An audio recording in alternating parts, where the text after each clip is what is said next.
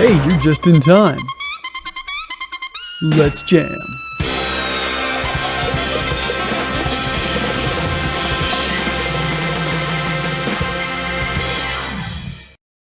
Good morning, good afternoon, good evening. Welcome to Let's Jam, episode 6. My name is Scott. Of course, I'm joined always with my good friend Ollie. Hi, Ollie. How you doing? Hey, pretty good. Don't have snow here. You guys got dumped. I'm okay Yeah, with apparently. Yeah, we actually got snow here. That very rarely happens. Usually about once a year, we get a dumping of snow, and then that'll be it. that. It's March. Today, in March. Yeah, weird that it happened in March, It's not March. winter. Yeah, it's March. You're probably wondering, if you're listening to the show, why the heck we didn't get an episode, haven't had episodes out in a very long time. And to get the full story of that, you're gonna have to check out our Patreon at patreon.com/HugaHouse. We're gonna talk more about that at the very end of the very end of the episode. But that's where you're gonna find the full explanation as to what the heck is going on. But if you don't care, and you're just here for the Cowboy Bebop goodness, Perfect. well, you've come to the right place.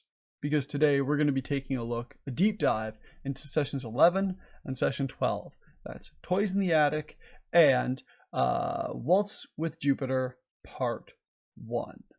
Yep, let's go. Jupiter Jazz, actually. There we go. Oh, Jupiter Jazz. Wow, I really goofed that up. No, because you have so many reference. Waltz. Jazz. Yeah, okay. I guess it could have been. I should be nicer to myself about that. But anyway, we do have a lot to get through on these episodes, so we're not gonna waste too much of your time getting into what's going on here. So we start things off with session 11, Toys in the Attic.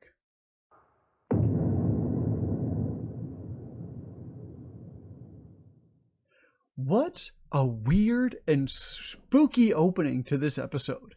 Like, clearly it starts with something like crawling around a ship, but they've done a really good job making it look like it's also could be like crawling around in somebody's body. Yee. And based on the opening based on the way that the episode with the child that didn't age went. Oh, yeah. Based on the way that started, it kind of like was giving me like something in your blood vibes. I don't like having weird stuff in my blood. I don't Nobody want that. likes having weird stuff in their bodies, though. Obviously not. No. Hey, but that kid deserved it. He got capped in the forehead. That's true. No, he finally got peace. Yeah, he needs a break. So our heroes are finally starting to worry about the fact that they haven't really had any bounty heads to chase in we don't actually know how long. And Jet starts the episode by waxing poetic in like a Star Trek Stardate fashion about how when there's no bounties to chase, the life of a bounty hunter gets pretty boring. Because when there's no money to be made, folks will often turn to get rich quick schemes. So right off the bat, we are getting a Star Trek reference, a weird sci-fi reference. Like that's right off the bat. Mm. While Ein and Edward are snoozing, Spike's using his welder to cook up some food, and Jet and Faye are playing a dice game. Now, Jet manages somehow to lose everything he owns to Faye in this dice game. Dude, come on. Of all the people in space that you can gamble with, really? Faye? Really? Yeah, she's probably not the smartest one you want to gamble with. No, dude, come on. Yeah, she's gonna swindle you. She's gonna get you. That's literally what she does. Oh, he loses everything, including his underwear. He deserved it, man. Like, buddy, come on. It's not the smartest thing to be doing, for sure. Now, it's revealed through a conversation between Faye and Spike that Faye was cheating at the dice game using a device around her ankle. And, yeah, gross. How can you win? No. He never had a chance in the get-go. But the idea was that, like, she's like, well, cheating is just part of the game, and the main part of the game is not getting caught. It's the oldest excuse, man. Hate the game, not the player. Right. So there was like that creature that we saw in the beginning. We cut back to it crawling around what looks like the Bebop's pipes and attacks a rat that wakes up our loyal hound Ein, who starts barking, disturbing everyone. But between the barking and the arguing in the room, there's like a really, really good buildup of tension. And I know we talked about it during the episode with the eco terrorists Yeah. about how well the show builds tension without like without it builds tension really well without like doing so in a contrived way. It's like a Cold War. I feel like that's what I might be wrong. But there are scenes that makes you think like, oh, this will lead to this might lead to that, and then you start like it makes you anxious, like, ooh, it's Yeah, gonna be yeah. They do a bad. really good job of that sort of all that stuff. So now Jet, cold and naked, makes his way to what the wiki calls the Bebop's attic. Now, how a spaceship that spends most of its time in zero G has an attic, I don't really understand. I guess it's a cargo hold of some sort. Everything's strapped down I guess. I mean, that's really on the scene. Yeah. the only explanation here. Um, he goes there to find a blanket and notices a fridge that they don't remember owning. Now, while he's trying to remember where it comes from, the creature that we saw earlier starts zooming around the room.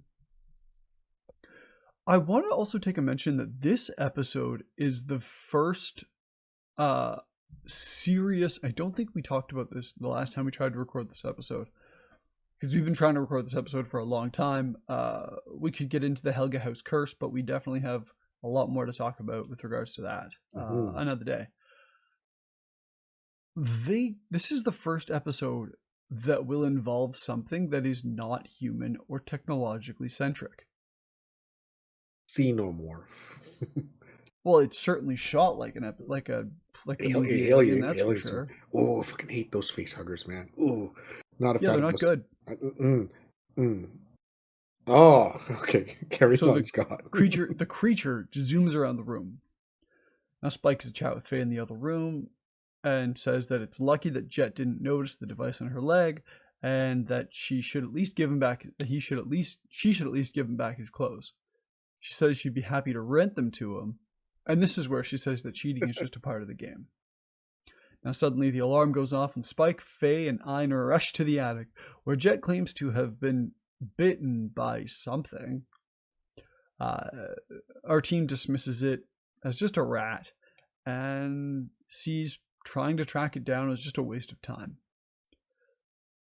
Now, Jet pleads with them, saying that no rat would leave a strange bite mark like this at the site. Yeah, the bite mark did not look like a rat's bite mark. No, it was just this like purple dot, like this Yeah, I'm like, purple like rash. Now, there's a shot from around here. Okay, so there's a really cool shot from around this area where it feels like it's just a flex on Studio Sunrise, and I don't think it would have been the most necessary. And once I describe the shot, I think you're going to know what shot I'm talking about. okay. It involves Faye walking through the spinning hallway, Oh, that scene. Yeah, that's pretty cool. and it involves what looks like I think is just parallax scrolling. But when you were doing cell animation, Mhm. parallax scrolling was a lot more difficult to do Oh, wow. because it involves rotating. I think the way that it's described, based on the Super FX chip definition, is that it made uh it was like rotation of sprites Mhm. or image perspective without distorting it. Definitely a flex shot. Like it feels like they just did it because they wanted to show they could do it. Industry flex. There you go. Okay, Sunrise. 100%. Okay, sunrise. Like I actually went back and I watched that shot again. I watched that scene again just to be like, is that what I? Oh, what? Oh, they did what? They did that? On a 20 And minute like, episode. right? And like, don't get me wrong, I'm not like an animation expert, but I definitely think that I've grown to like notice little things in animation. I definitely appreciate good animation. That's why I think we're loving the show so much. Hmm. So back in the living room, Jet is sprawled out on the couch and Spike is analyzing Jet's blood. Now it's clear that he's been infected by something, but it doesn't match any poison in their database. You know what? I just love how the Bebop is equipped with highly advanced medical equipment. Remember that brain scanning thing they had in the Yep. previous episode? I'm like, The alpha wave yeah, enhance who are you guys? You made a bullet out of this thing that can blow up a planet. You scan this guy's brain, and now you're scanning Buddy's blood to know if it's kind of whatever toxin it is. Like, who are you? So this is where we're going to talk about that lack of alien life I mentioned earlier. So this is something that comes up in a lot of space westerns, which is the double fudge, which is the I just dropped my Gundam, which Mm, is the total and typical lack of alien life. Typically, these stories are very human centric, and that even if it's speculated upon, there's usually some like real world explanation for why things are going weird. And this whole episode is a really good version of something like that. So this whole episode, it's shot and is suggested to us like it's well Alien, like the Ridley Scott movie. And the whole time we've got Spike sort of trying to doubt it, trying to figure out what's going on. And in the end, he kind of does, but like it's never really confirmed. this is my thought. So I'm just gonna go back on the alien topic. Mm-hmm. Would you say, remember that episode of that eco-terrorist group? Mm-hmm. They want to stop eating Ganymede rock lobster, right? Something like that. If you're from Earth, would you consider that alien? I mean, it does fit the definition of life, not of it's literally extraterrestrial. But I don't know what. I mean, And this is a once you get fiction to world. and I mean, If it's outside your planet, if a human is born on Mars, are they extra? They are also they may still be human, but are they extraterrestrial? They're technically extraterrestrial. They're technically aliens. that's true, but they're human. But if you're okay, so here we go. Ready for this one? If your definition of what is human expands beyond what is beyond where a thing is born, Hmm.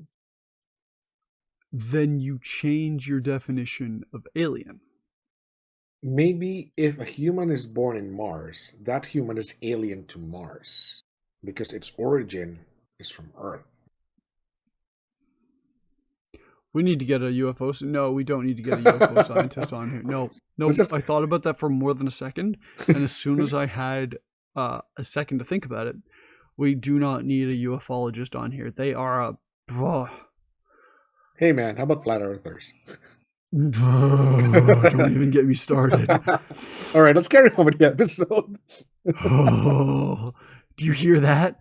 That's the sound of a rabbit hole opening up Oh beneath our man, feet, my friend. I don't even want to look at it. Look, So, meanwhile, the creature is still stalking in the vents and is now above the bathroom, where Faye is enjoying a relaxing bath. Now, this is something like right out of something like Nightmare on Elm Street. right. where like the girl's like attacked in the bath. Now in that case, it's a dream, and it comes and like Freddy's claws come up from the water. But in this case, like her foot is just dangling above out of the tub, leaving her wide open to attack, I mean, and sure. she gets attacked. On the foot. Yeah. So Spike and Ed at this point break out the heat sensing goggles and hope that they can use them to track down the creature. Now suddenly Faye comes barreling up the stairs, lamenting that her life is over and that no one actually knows what'll happen if to anyone who's bitten by the creature. And she assumes that, oh, where's my spot here? And she assumes that the only answer is death. And as she passes out, we see the purple mark on her leg, the same as Jet's neck. Eye catch. So Faye's been bitten. Faye's been attacked as well. So Ed and Ein are exploring deeper into the ship, looking for the creature, while Ed narrates their adventure. Separated, however, and Ein is attacked by the creature. Yeah, that's unforgivable, man. You don't touch Ein. Very sad. Very sad. You don't touch Ein. Screw you. Don't mess with Ein. So Spike hears Ein's cry and finds him passed out with a purple mark once again. Now back in the main room with all three of them passed out, Spike decides to take the kid gloves off and arms himself to the teeth for the creature hunt ahead. In his hunt, he finds in preparing for this hunt now, Spike does a thing that is a little bit controversial here. He goes to the Bebop's main console and he has it like he turns on the autopilot that to take them to where they are going without them needing to be involved. Now, isn't that yeah, he lands to land them safely on Mars. But don't they say that it's like you're not set to land on Mars for like 14 hours or something? It's something silly like that. Yeah, it's quite a while. But my thinking is, if I was Spike, I would set the course towards the sun, just in case. Ensure your own death and destruction. No, if I don't get the thing crawling around, I'll just take it with me. We're going to the sun, bud. One-way trip. Bye. Right? But if I manage to kill it, guess we're okay now. Yeah, Mars. I guess so. That is like something out of John Carpenter's The Thing.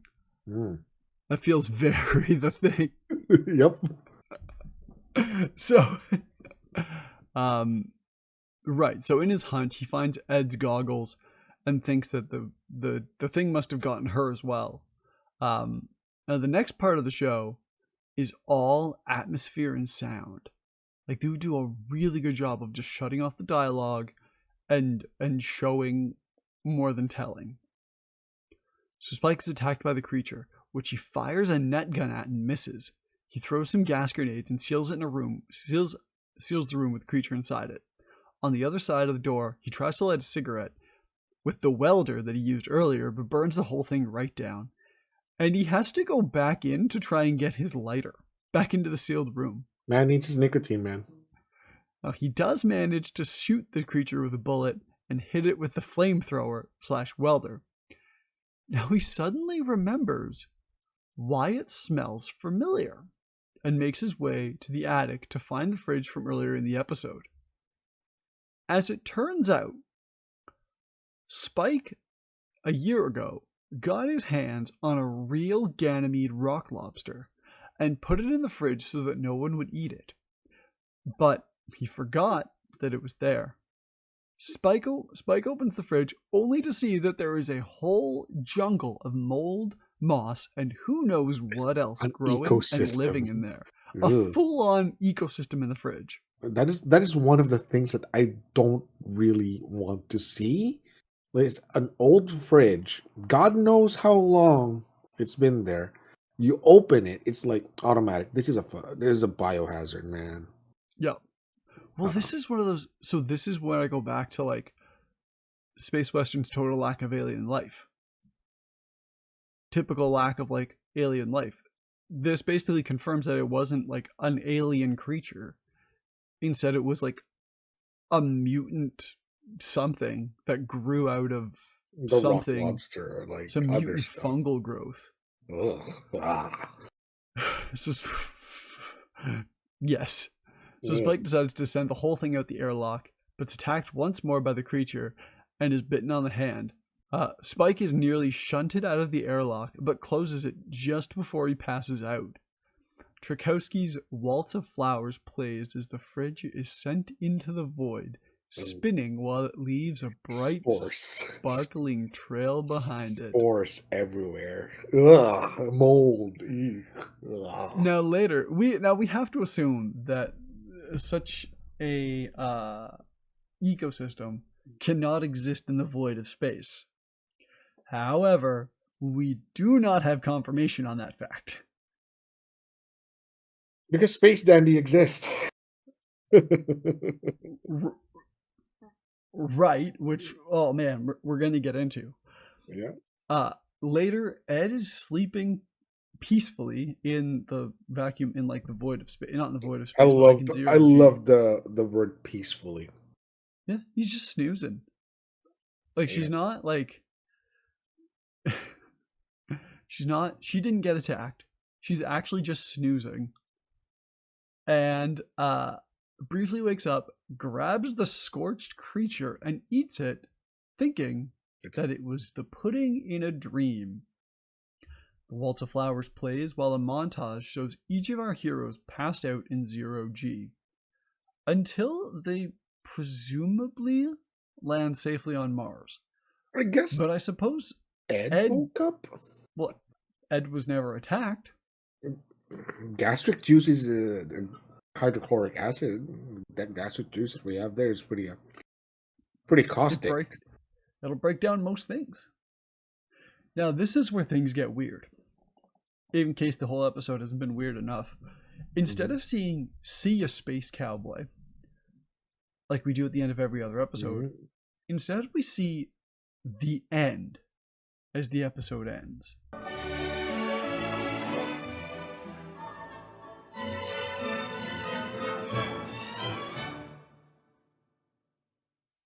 Now this whole episode is clearly an homage to the movie Alien. 100%. The sensor? Yeah. Because like yeah, even Spike's gear looks like a xenomorph tracker. And the episode is like divided up into lessons from each character, like at the beginning of each of their sort of sections. So like Jet waxes poetic about things in the beginning, and then Faye talks about her situation. I think when she's in the bath, like from her perspective. Ed's lesson is talked about when she follows Spike on his hunt, and then Spike's lesson sort of comes at the end as he figures out what happened. Now Jet's lesson was humans are meant to work and sweat to earn a living. Those that try to get rich quick or live on the expense of others will get divine retribution somewhere along the line. That's the lesson. Unfortunately, we quickly forget the lessons we've learned, and then we have to learn them all over again. Which is kind of like fitting for how things kind of went with Jet. Well, He Jet, clearly forgot it. you forgot your lesson, bud. Now, Faye's lesson is survival of the fittest is the laws of nature. We deceive or we are deceived. Thus we flourish or perish. Nothing good ever happened to me when I trusted others. That is the lesson. Which, like, isn't really true at all. Because every single time that, like, she's needed Spike, he's come through. It was a transaction. Just want to be clear about that one.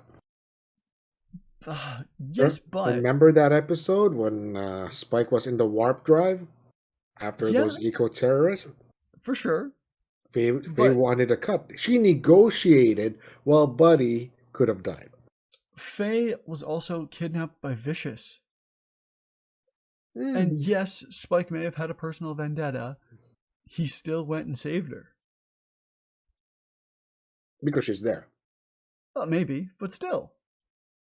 Like, they could definitely do to trust the Bebop crew, because they really haven't done anything to go out of their way to make her life more difficult. If anything, the Bebop crew never screwed her over. She screwed the No, Bebop crew multiple she times. keeps trying to screw them over. Robs them. Just want to put it Every that way. chance she gets. She robs them. Yep. Then we move on to Ed's lesson. Lesson. If you see a stranger, follow him. Yeah, Which yes. is kind of is just what Ed does. Hey, buddy, stranger danger is the thing. I just want to put it Yeah, out but she there. gets excited. She gets enticed. She knows she can handle herself. She's just curious. Fair. And I like that Spike's lesson at the end, don't leave things in the fridge, Yeah, is just like the most obvious. it's a universal truth, man. Yep. You I cleaned my do fridge not. this week. Game Mhm. changer. Mm, Oh, so much better. so much space. Yeah, actually, yeah. Like a quick We should take a list. before and after. A quick list of like repeat offenders of things that go bad in the fridge. Sauces. Oh my god, sauces. Yep. Right? Yep. Broth. Oh, I boiled this. I'm Yeah, gonna keep this. broth goes bad fast. Oh yeah. Oh yeah. Until if you actually filter it and clean it and freeze it, Mhm. not put it in the fridge, you're good. But if Mhm. you just, I'm gonna use this tomorrow to do soup. You're not. You're You're not not. going to do that. Nope. So Jet's opening monologue is a very obvious reference to Star Trek, using space travel log 0968. The jettisoning of the fridge and the autopilot may be a reference to 2001: A Space Odyssey. Now, I'm going to be completely honest with you Mhm. and our fans. I've never seen 2001: A Space Odyssey. It's pretty good.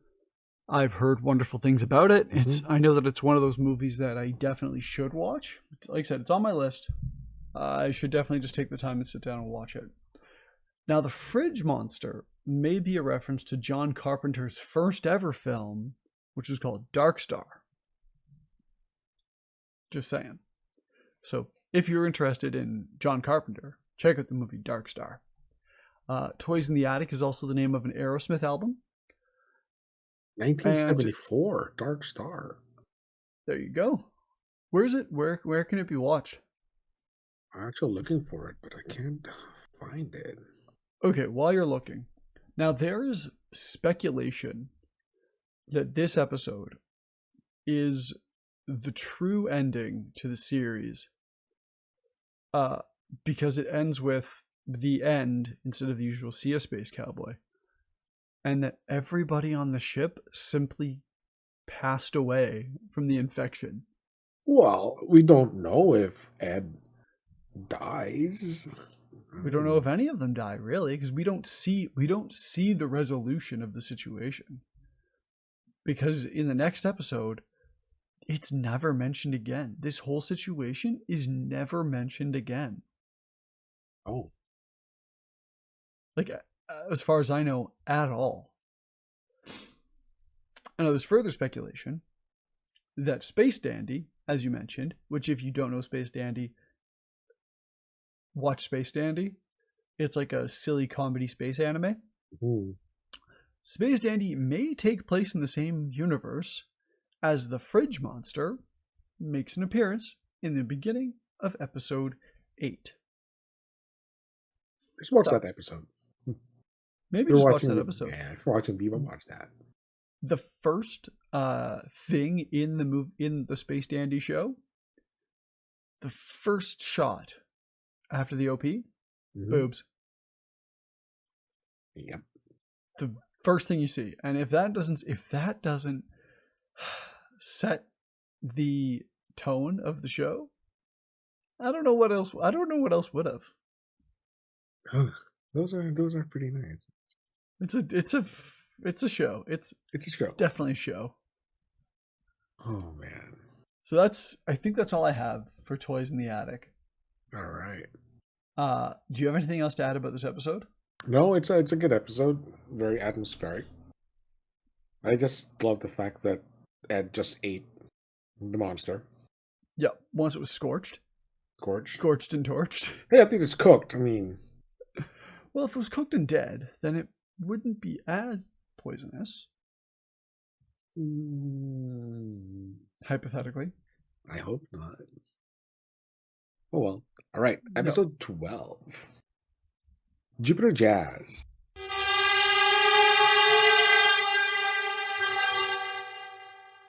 So this episode starts with a scene of an older and younger Native American sitting by a fire. And then the younger one asks the older fellow that he noticed a falling star. The old one said that it was a tear of a warrior, a lost soul who finished his battle somewhere on the planet, a pitiful soul who couldn't find its way to the spirit realm. Then old buddy starts vibing, singing these traditional songs. Hmm. Now, here's the fun part. It cuts to a scene of a big red ship with a dragon logo on the side. So That's I was, such a cool ship. yeah, I started thinking like, okay, I remember this episode where Mao was killed by the syndicate, blah blah blah. There were ships. Is this one? I was like, could be. And then the scene cuts to our resident d-bag, Vicious. Yeah, how's he still alive? I don't know. I mean, we saw that scene, right? Spike lobbed a grenade on his feet. Yeah, Spike he fell blew. off from that church. Well, we don't know how Spike lived. That's a fall, but I think the grenade would most likely kill you. Well, we can assume that Jet and Faye came and rescued Spike. After falling from a church that high. What? I don't know what else to tell you. Come on, man.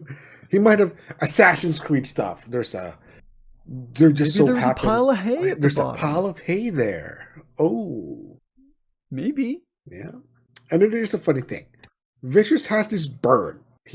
I don't know what this bird is. Is it a heron? Is it a crane? It's definitely not a crow. No, but it feels like a crow. It feels like a crow dressed as a Uh, crane or yeah, a heron. It's weird. it's a It's weird. heron dressed as a crow. Yeah, it's a bird. It's there on his It's a shoulder, bird. Space chilling. bird. And then we hear someone saying that the reports from Callisto went directly to him, which was a drug deal for Red Eye. So that went straight to Vicious. So now we know that Vicious is dealing drugs and Callisto. Also, Red Eye is like a callback to the very first The episode. very first episode. It's That something is, that's it's a it's been weird sort drug. of, It's and established.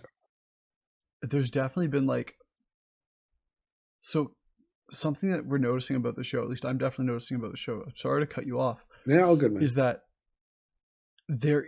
While yes, the episodes are episodic, Mhm.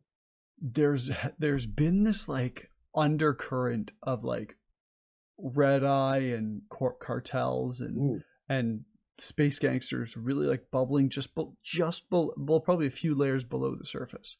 mm, Because for every episode where we get something weird, we get a character backstory. We mhm. also get some sort of connection to what's going on with With with the these world. syndicates Yeah. in the world, exactly. And it's been a really like masterful um way of showing how the world, how this universe works, when you're getting callbacks to this like under just bubbling below the surface conflict, Hmm. below like really cool character stuff, Hmm. below um It's like the soft underbelly of the world, right? It yeah, shows you the nitty gritty underneath all the glam and stuff like that. There's always like and drugs. it feels like everything in the show so far is connected. Yeah, like example for this one. So the drug deal came through to via Vicious, right? Remember Hmm. on the first episode that guy who escaped the mob and Hmm. stole all the With red eye? So yep. that means he wasn't the one dealing the red eye. He just stole the Uh-huh. stash of the red eye, Uh-huh. right? It's insane because like this is the point where we're gonna find out the value of the red eye. Uh-huh. So this is the value. So the Callisto drug deal went through Vicious. Now he Yep. wants to sell it. He wants to buy it from Hmm. this people in this Red Dragon ship for 30,000 wulong per gram for Okay. 7,500 grams. Okay. Now, total, that's 225 million wulongs. 220. Yeah, 225 million. Yeah. The council of the three old dudes, they were like sitting on top of, they're perched up high, right? So they're Yep. talking. I think these are the head honchos. I think there's like, the syndicate has like multiple heads sometimes, right? Yep. So they were wondering why he relies on him, and V replied that they were both Titan vets.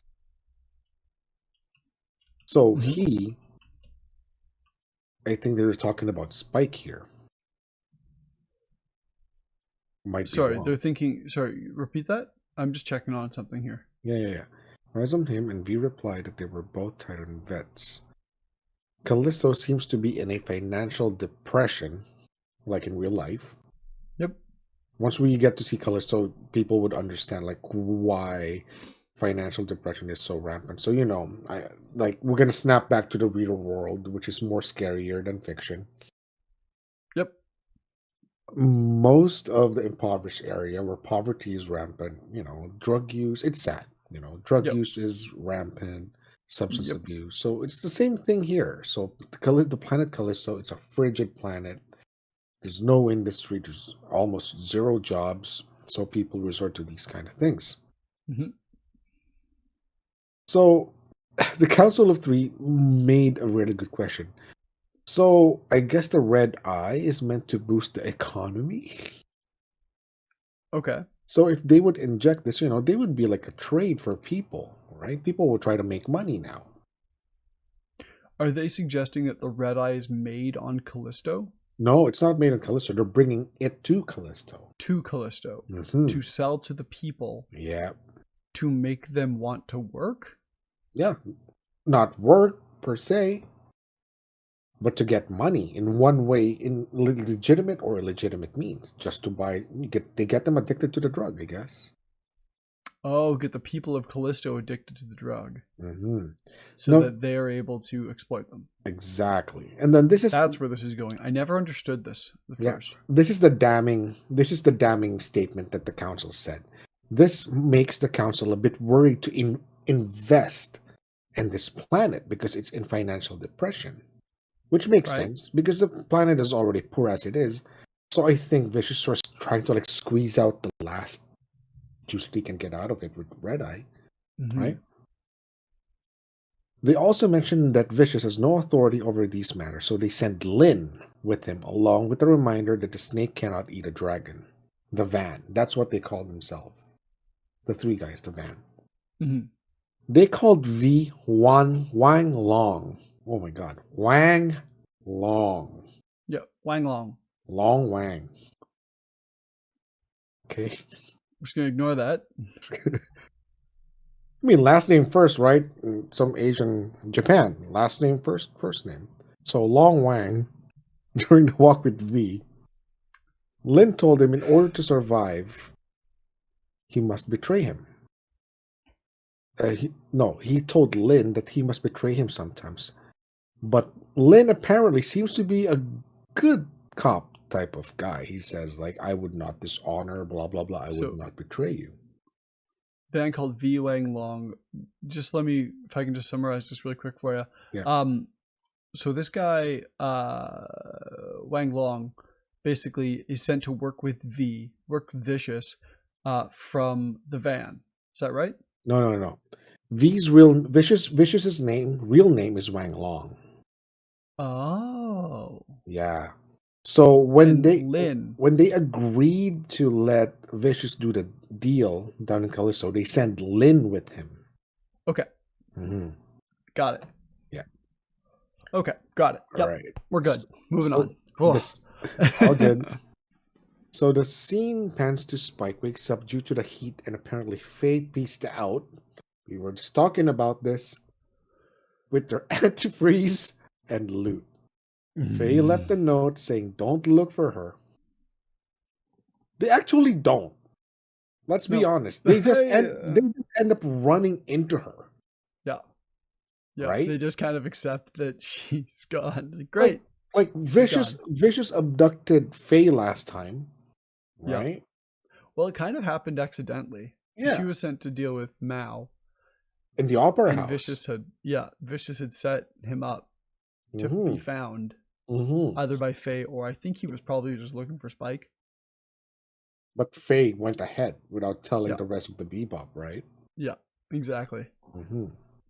And then we see Ed babbling in Japanese while searching for Faye, stumbled upon a signal codenamed Julia. Mm-hmm. And it's coming from the Blue Crow. Which is like a bar. It's a bar. Yeah. The moment Spike hears this, he gets aggressive and bolts off, but Jet tries to stop him and asks Right. him to go after Faye, but Spike decided to go after this Julia woman and they get into an Mm-hmm. argument. You know, Well, being buddies, like, you have that friend like, hey man, I got a bad feeling about this. I don't think you should go. yeah. And usually there's like a level of respect there, but Spike is like determined to hunt down Julia. Hmm.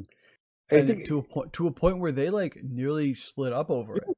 yeah, that's the thing, man. Because in the closing credits, everyone listening to this, you must have watched the ending credits, right? You see like Spike all mopey with a rose under the rain, and there's chick. So I'm guessing Yeah. this Julia is the chick, Yeah. all right? As far as we're aware, As yes. far as we're aware.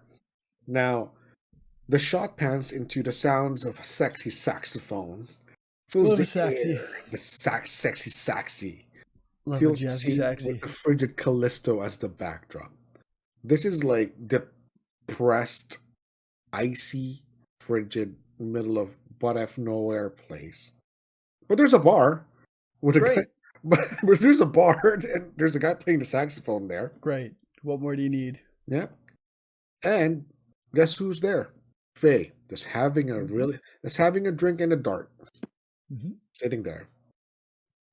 And then the scene cuts to a guy smashing stuff while being asked by Spike for info regarding this Julia.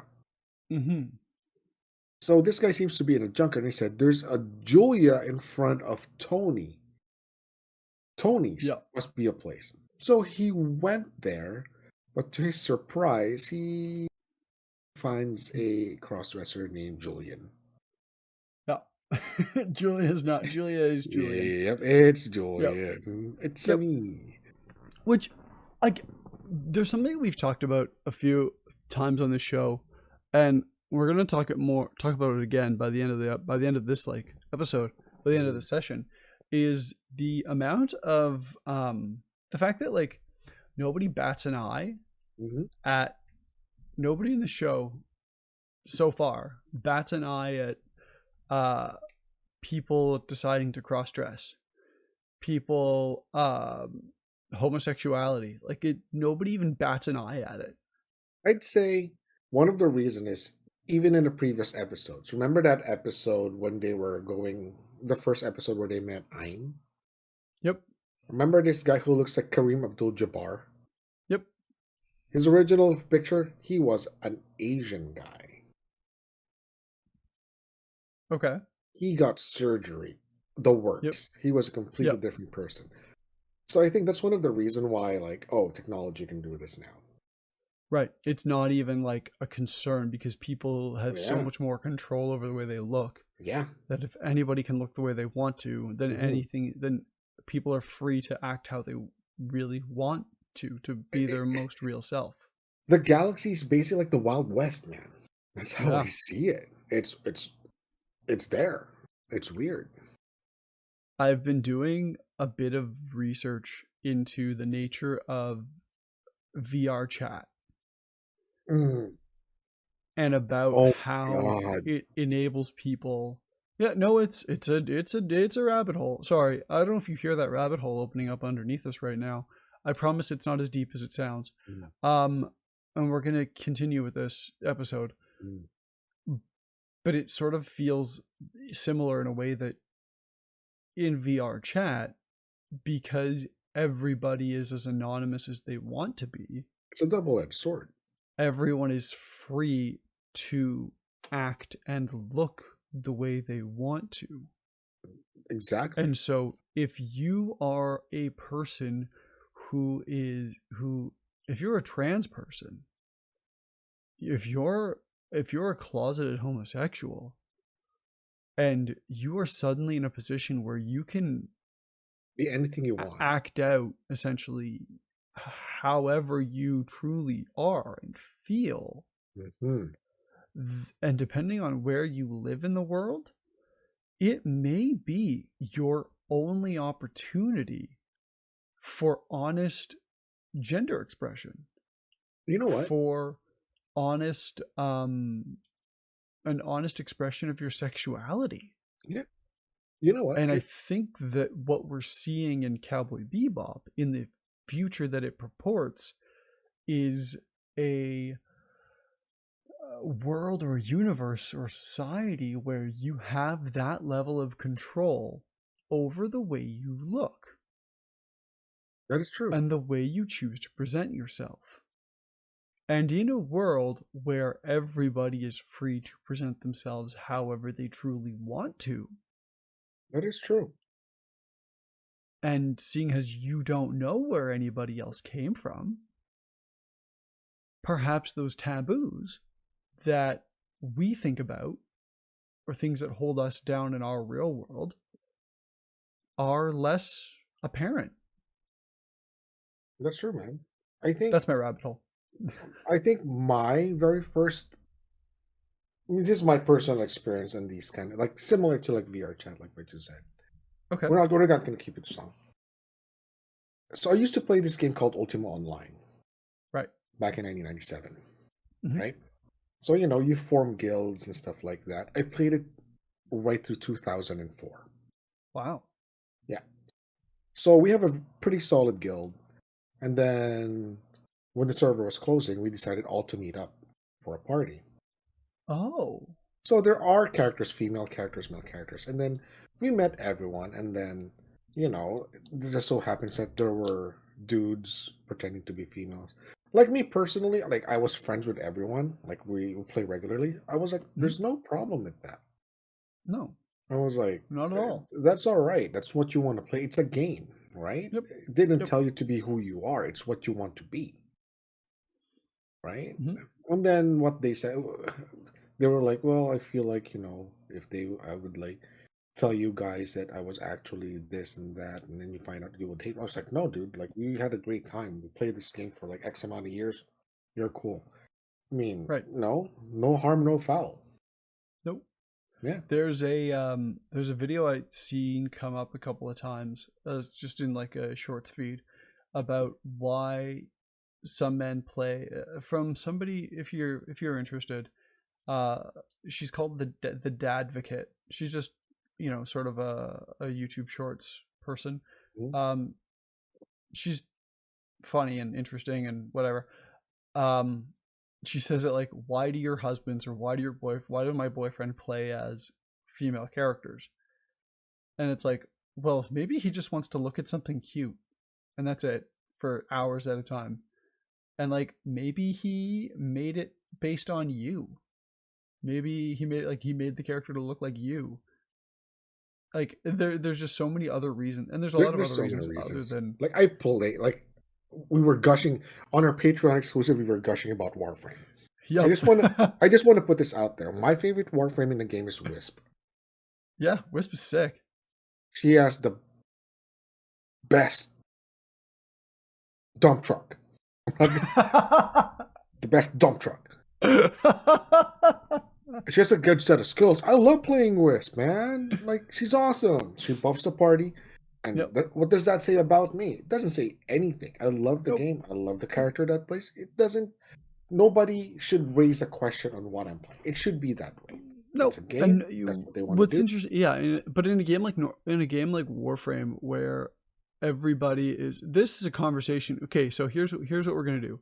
I'm gonna stop this conversation now. We're Mhm. gonna get through the rest of this session, Mhm. because it's going to be a lot more relevant at the end of this session. Oh, you're right. Correct.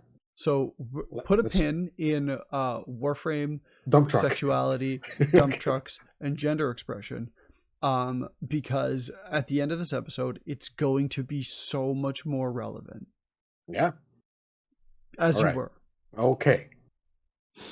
Damn you, Julian. You started this train. Anyways, where was I? Where was I? Where uh, was I? Julian, yeah, crossdresser. yeah, Oh, now Julian said if you're looking for a girl, you should check out Gren. right. Who? So who that? If somebody's gonna have girls in this planet, it's gonna be that sexy, sexy boy at the Blue Crow Gren. He So knows. He knows all the girls. makes sense. I was like, all right, I'm gonna check it out. So we see Faye doing a burst fire sneeze. We're talking about, like a burst of three sneezes. it's, Yeah. it's not the most enjoyable thing. I'm gonna start calling Gren as Kenny G, Kenny Gren Yep. from here. Yep. So He, so he Kenny, plays. he plays sexy sax man. I'm gonna Yes, put he it does. out there. I think the saxophone is the most sexual instrument in the world. Okay. Not the piano. Everyone says it's a piano. No. I don't think I've heard that one. Oh, continue. Anyways, so Kenny Gren walks up to Faye and says, "Take care. You might turn into a fairy." But Faye says she's already a fairy.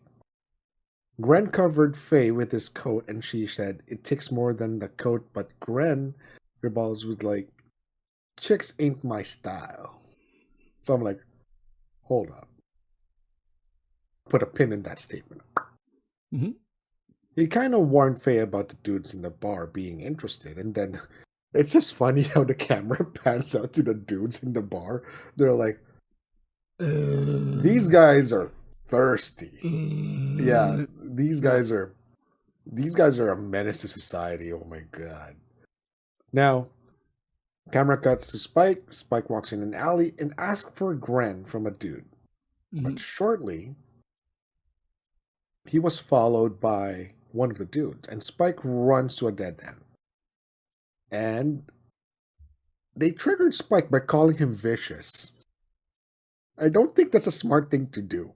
You Well, don't if you call, don't know, yeah, you don't call Spike vicious. no. And of course, our boy snaps and proceeds to open a can of whoop ass. Yeah, of course. Yep. After he handed their equal portions of whoop ass to everybody, he found Spooned it out out. and spooned it out. Everyone Everybody gets got one. their You share. get one. You get Yep. one. You get one. After the beatdown, he found out that there was a big drug deal going down, and they thought that Spike was the buyer since he is a foreigner. And people thought in Callisto, if you're a foreigner, you have money. Which Mm-hmm. just shows that the locals in Callisto has really fallen down to this fucking Yep. the great economic depression. Yep. Well, that they wouldn't bother robbing each other because they all No, know that all of them are nobody broke. has anything. Yeah. Yeah. Now the scene pans to our boy Jet. He rolls up to the bar and asks for a cowboy. But the bartender said, "No bounty heads." But he meant, "No, I meant whiskey and cream." Which gross. I'm like, it's not that bad. Give it a shot.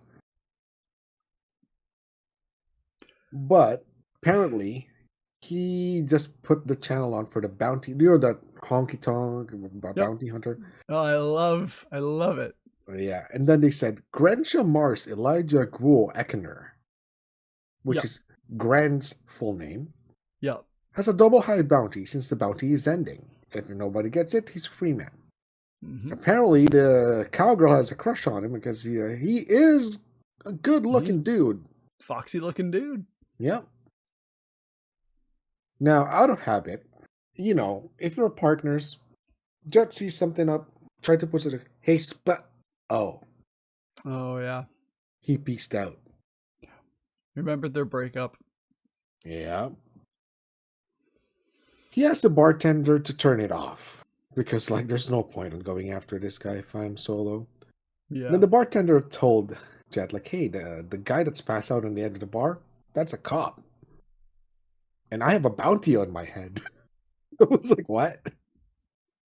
And then Nobody on Callisto cares. yeah, and then gives Jet a wink, thinking that he was also a criminal. So Yep. Jet was like, "What?" Which like is only half wrong. He's yeah, yeah, he's half wrong. So Faye, walking in a dark alley in Callisto after being warned by sexy boy Gren, great smart thing to do. Yep. She was itching for a fight. She Yep. just wanted a handsome whoop ass, Yep. and she found it. She was getting ganked, term in MOBA Video games. games. Yep. She was gonna get jumped. she got jumped, Yep. Mugged. then mugged, Beaten jumped. up. Yeah, and our sexy Saxa boy popped out of nowhere to the rescue, and then grabs her by the hand. I'm like, oh my god, oh damn.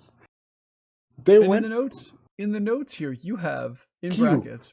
yeah, cue the sexy Saxa boom soundtrack.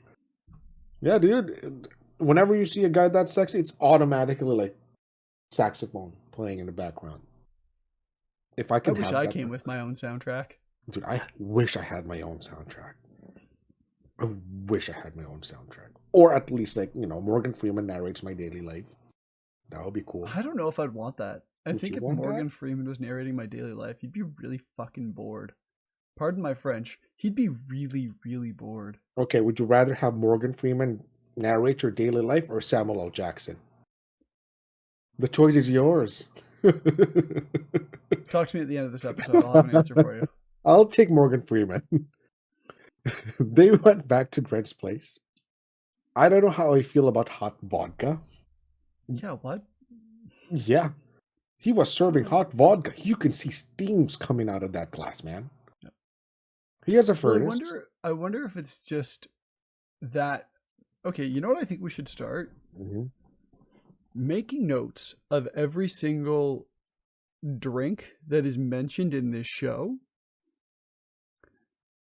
And we could do That's a an episode. Patreon exclusive drink tests of Cowboy Bebop. Oh no. I still have my What do you think? I have my bartending equipment here. It might be fun. I'm not saying this isn't an official Helga House announcement. I'm just saying it might be kind of fun. Hmm. We should. That sounds like a great idea. Anyway, moving on. So, Gren's place. I have to say this, but Greg's place is pretty cozy, man. He has a nice little furnace going on, some towels, and then talks about humans are social animals. Apparently, Gren kind Mm-hmm. of picked up that Faye has abandonment issues, which I think Yeah, is but very spot on. anybody could have picked that up. Oh yeah, and I have to mention the animation here of Faye, sweaty, having some getting a towel from Gren. You can see where they put the budget. Yeah, that's where the budget went for this episode, man. No. So, Gren says, "Hey, do you want to take a shower?" And Faye was like, she declined. So Gren was like, "All right, I'm gonna take a shower." And Faye said, "I might peep on you." He's unfazed. Mm-hmm. So while Gren is in the shower, Faye was snooping around, and then she saw some old war pictures on the wall. The phone rings. Surprise! Landlines exist in Callisto Again, with this goes back to voicemail. the With voicemail. yeah. This all goes back to the whole idea of like retro tech, future retro tech that we've talked Yeah, about throughout the series. right. We know cell phones exist because Jet and Spike have one. So does Right. Faye. Yep. But Sexy Boy has a landline. But maybe Callisto is because it's so much more economically depressed, it doesn't have the Makes sense. infrastructure for cell phone towers. At least he has voicemail. Yep. So the phone keeps ringing. Faye didn't pick up and then goes to voicemail. And then the voice on the phone was vicious. How are Gren and Vicious connected? Yeah, you'll find out. Because Vicious talked about the drug deal that's going on. Yeah. So that means Gren is Vicious's contact in Callisto. So Right. Vicious will be selling the red eye to Vicious, where he's a dealer, Right. and Vicious is his supplier. Yeah. I get the I feeling the next episode's going to be a depresso espresso. Oh, 100%. Oh yeah. Oh yeah. Oh yeah. Oh yeah. It's all you, buddy. It's So all you. it's either A, someone's gonna die on that episode, or B, this is just my prediction. B, Faye would kind of be attracted to Gren, and oh my god, I think I trust him. Surprise, he did, or that. It's gonna be there's gonna be a shot of the espresso in that episode. 100%, 100%. I'm emotionally prepared now. Oh, good. You weren't the last I time. learned I learned last time. All right, so Spike locates Gren Yeah. and approaches Gren and Lynn while they're disembarking from the ship. Mm-hmm. You mean Lynn Vicious? and Vicious, sorry. Yeah. Because Gren's in the shower Yeah. with Faye. Lynn Outside. recognizes Spike, vice versa. Mm-hmm. So Spike yells at Vicious like, "Hey man, we should settle the score. I lob a grenade at your feet. I'm just ad-libbing this. I lob a grenade at your feet. You're still alive. I fell off a church. I'm still alive. We both don't know how that happened. Yep. So I Clearly, guess we're not done. we're not done. So we can end this. Yeah. But Lynn, being a good cop, and since he has a connection, because Vicious did mention that both him and Spike were part of the Titan. I guess it's an organization back then that they were. You mentioned earlier that they were Titan vets, meaning that Titan maybe veterans. they served on the same. They were served in the same like military organization. Mm-hmm. Oh, Of like a battle on Titan, maybe. Yeah, no, there's war pictures in Gren's room. Maybe Yeah. Gren is also part of Titan. You don't know. Maybe. So the scene cuts after Lynn stands in the way of Vicious and Spike, and then cuts back to Faye. Faye opens the shower because she wants to know, because she heard Vicious. So Vicious is connected to Gren. And then pans back to Spike. Spike asks Lynn to step aside, but he pulls a gun on Spike. And then goes back to Faye.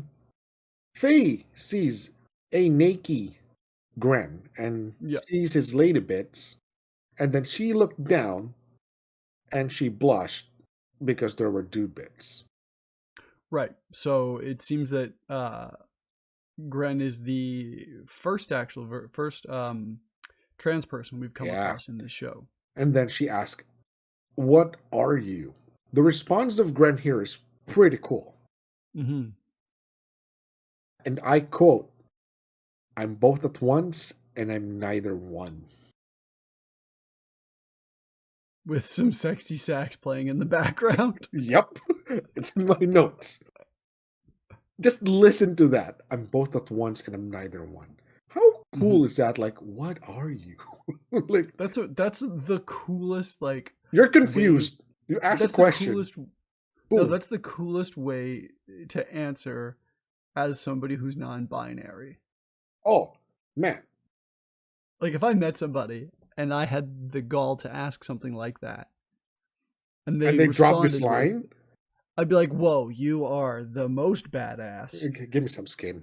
Let's be friends. Give me some skin. You're cool. Like, you have culture." Yeah. Confirm. And then the scene goes back. There's a lot of back and forth in these like final scenes. Yeah. Lynn pops Spike. Yes. Spike gets shot. Vicious is pissed, but walks out. And that ends the episode.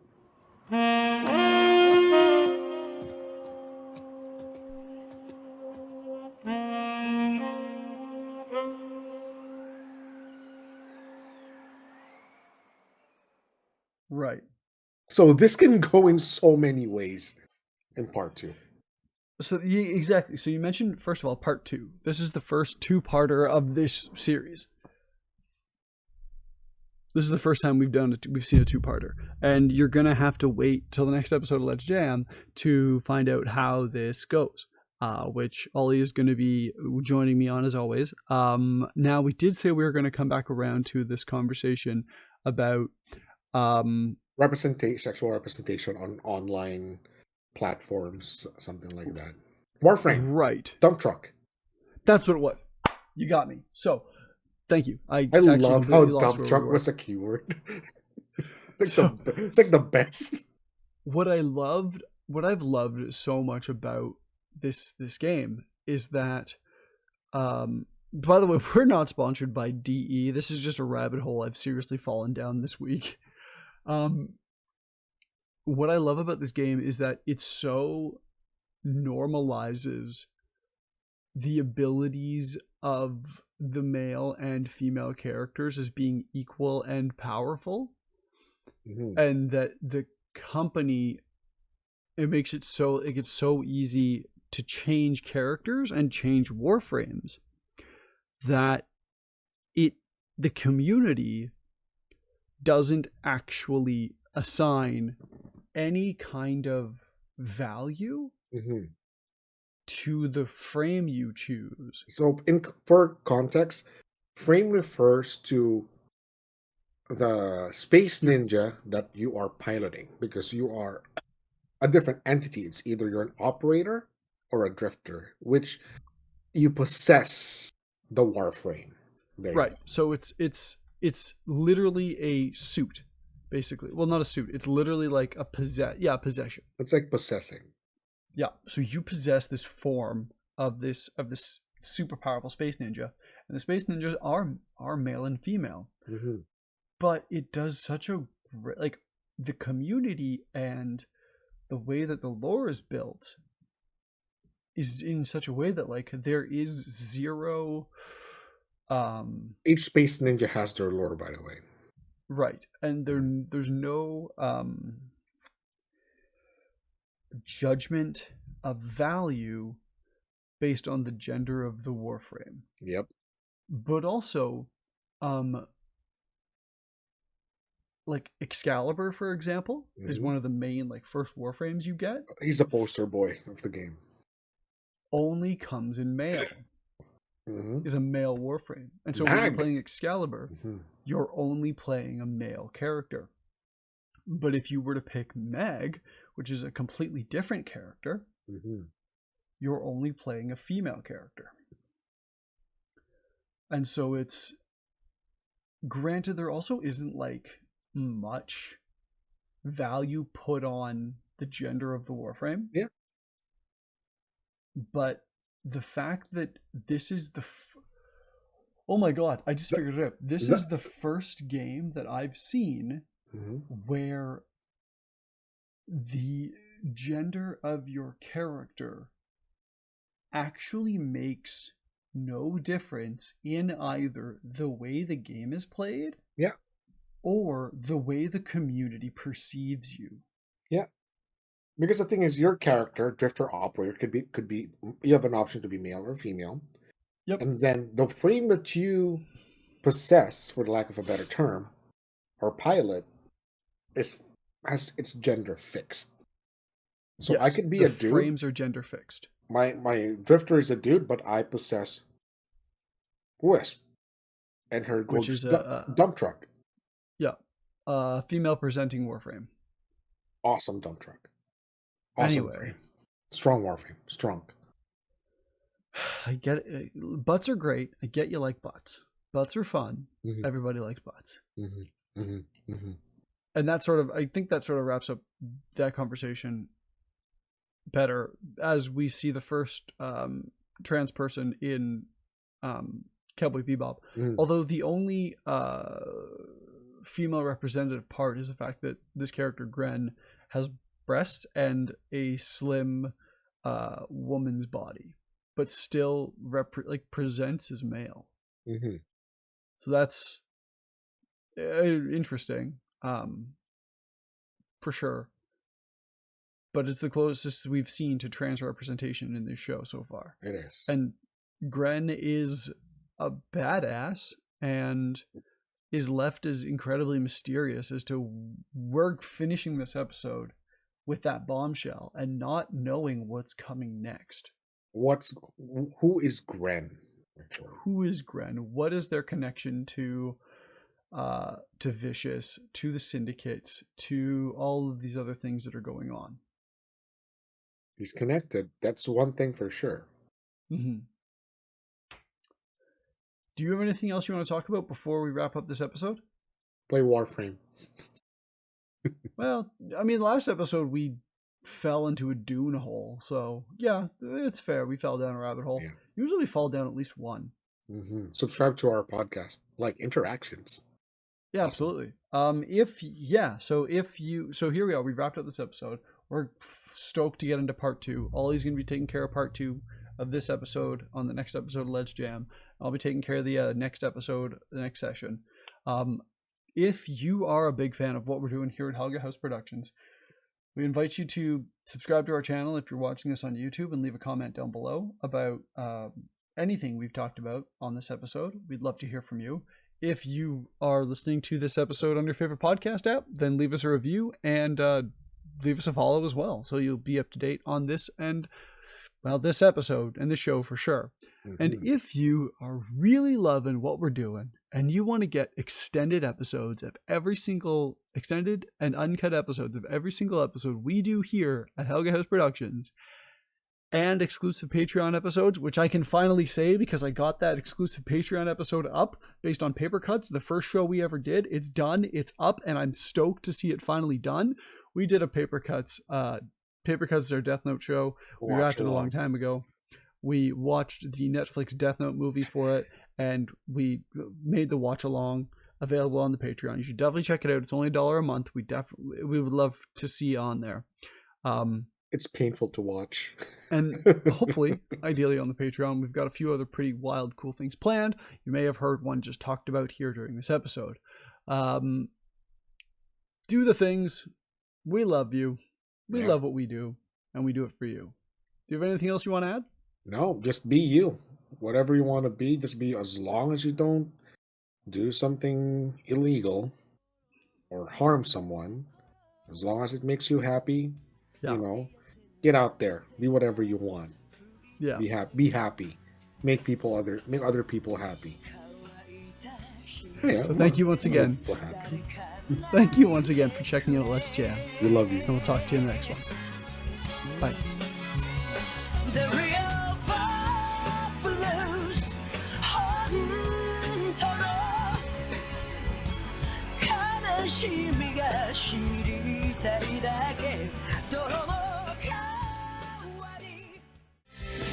This show was proudly produced by Helga House Productions. And for more shows like the one you just listened to, visit helgahouse.com.